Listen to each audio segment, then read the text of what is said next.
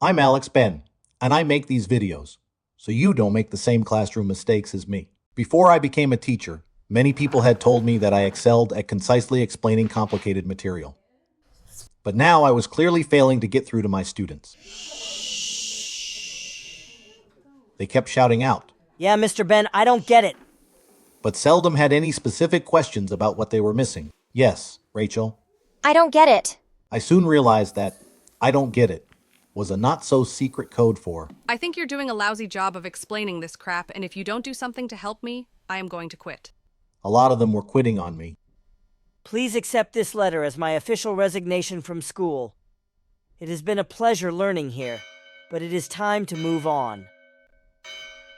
As a result of my struggles, I seriously doubted my own instincts and started blindly implementing anything and everything my credentialing professor and administrators were suggesting. You need to just trust your own instincts.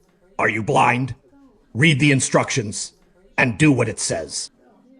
The big push at that time was placing students strategically in groups and letting them struggle with material on their own instead of lecturing.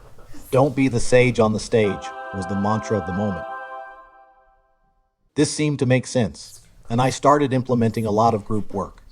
One day, one of my best and nicest students raised her hand. No disrespect, Mr. Benn, but Cindy and I are going to take an F grade today.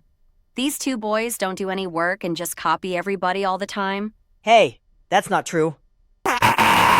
Well, just sometimes.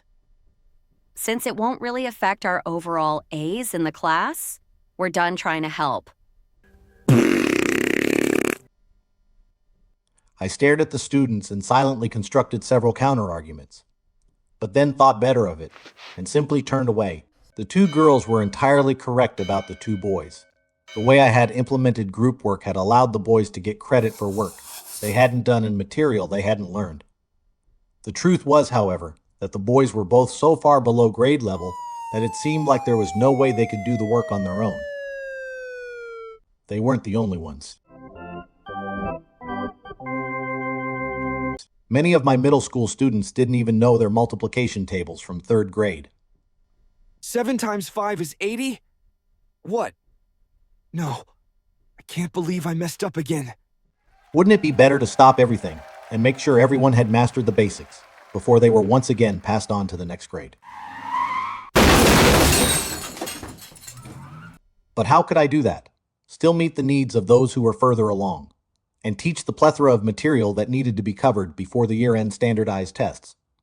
Many of my students seemed to give up so easily. I vividly remember being stumped by math problems in school, getting frustrated with myself, and through sheer determination and trial and error figuring them out.